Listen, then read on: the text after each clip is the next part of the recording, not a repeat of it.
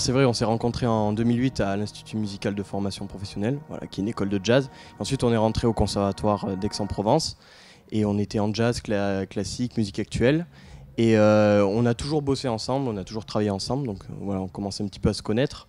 Et en fait, on voulait, après avoir obtenu notre diplôme, on voulait vraiment faire quelque chose de différent, donc, quelque chose qu'on n'avait pas l'habitude de faire.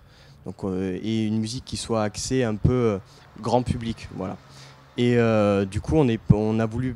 Ce qui nous intéressait surtout, c'était de faire de la composition. Mais on voulait un petit plus. Et surtout, voilà, dans les méandres d'Internet, c'est vrai que les vidéos peuvent vite passer à la trappe, quoi. Donc, on voulait rajouter une petite touche personnelle. Et chaque fois que je le ramenais chez lui, il y avait le bip de la ceinture de sécurité. Et il s'amusait à faire du beatbox dessus. Je me suis dit, tiens, il faudrait faire une vidéo avec ça, sampler le bip de la ceinture de sécurité et en faire une composition originale. Donc c'est ce qu'on a fait. Voilà. Avant de tourner la vidéo, on s'est dit, tiens, pourquoi pas avoir un look un peu déluré. On est allé dans ma penderie, on a chopé bonnet lunettes. En 3-4 jours, on a eu 100 000 vues. On s'est dit, tiens, c'est un projet qui pourrait marcher, quoi.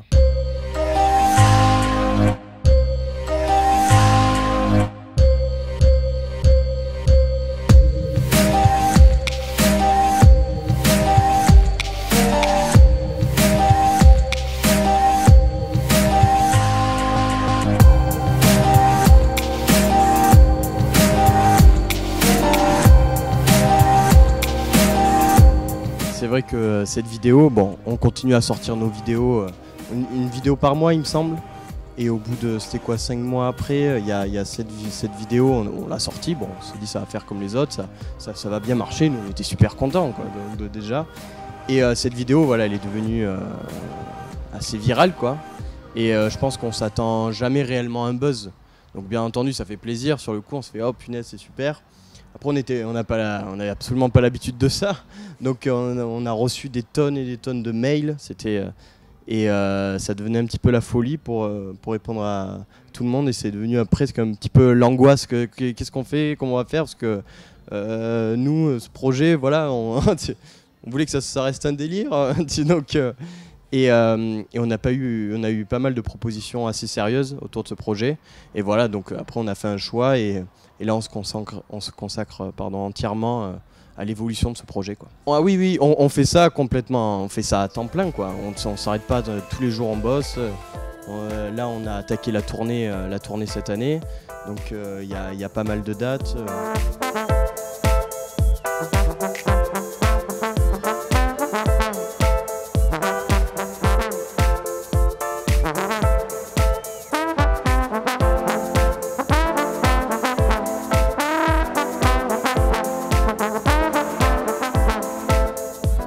De faire le printemps de Bourges, le Garo Rock aussi comme bonne date, et il y a le Zénith de Lille, il y a Paléo demain, le Paléo Festival en Suisse, donc ça aussi c'est super, et d'autres dates, quoi. Donc là on a absolument, enfin on n'a pas le temps de faire autre chose à côté. Ouais, et on trouve cette initiative de faire un festival gratuit, c'est super parce que du coup c'est vraiment ouvert à tout le monde, quoi. Et donc personne n'a d'excuses pour ne pas venir à ce festival. Et après c'est vrai qu'il y a une programmation très éclectique. On connaissait, oui, essentiellement deux noms. Et là franchement, comme disait Jerry tout à l'heure, le fait que la programmation soit très éclectique, tout ça c'est très sympa. Et puis il y a une bonne ambiance, il y a l'air d'avoir une bonne ambiance, beaucoup de monde aussi. Donc voilà, on espère que ça sera aussi le cas tout à l'heure pour notre concert. Voilà. Je trouve ça super, voilà, parce que encore une fois, nous on est inspiré par vraiment toutes les musiques. Et je trouve que c'est bien de mettre un panel de styles différents dans ce festival. Et voilà, c'est pas que électro ou que jazz et tout, il n'y a pas cette minorité, donc il faut continuer comme ça. C'est la première fois qu'on fait un concert chez nous, donc forcément il y a une émotion particulière, parce que voilà, ça fait vraiment plaisir de jouer à la maison. Et après, on va essayer de se donner à fond comme on se donne à fond de partout, quoi. Donc il n'y a pas. Mais voilà, encore une fois, c'est une date importante pour nous, quoi, aujourd'hui.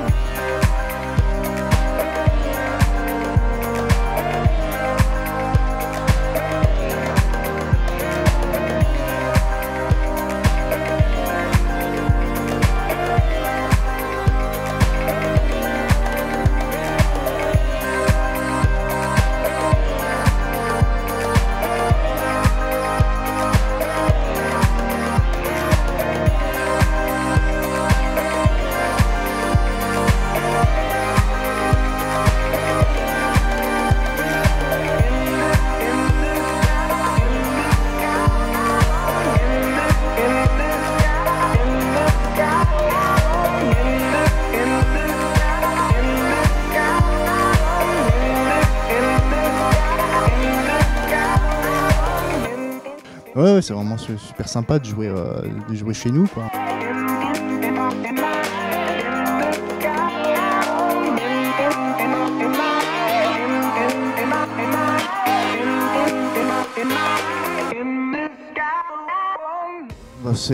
En fait, c'est très aléatoire, on n'a pas vraiment de méthode proprement dite de travail. On peut commencer par exemple, on trouve une idée commune, ou alors l'un se met au piano. En général, ça part quand même souvent du piano, et après on rajoute tout ce qui est batterie, harmonie, mélodie, etc. La recherche de son aussi, qui nous prend énormément de temps pour trouver un son. Ça prend beaucoup de temps. Voilà, c'est assez aléatoire, Cap. Il n'y a pas vraiment de méthode. C'est pas un membre du groupe qui s'occupe d'un aspect en particulier. C'est tous les deux sur n'importe quel aspect, quoi. Après, quand on part d'un bruit du quotidien, on prend toujours ce bruit et on essaie de changer le rythme de ce bruit, de créer une mélodie par rapport à ça.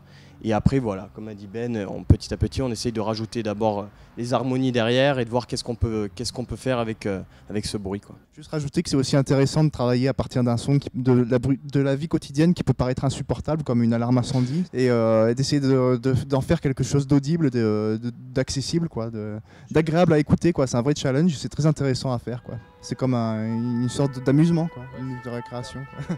Voilà, c'est très ludique, quoi, tout à fait.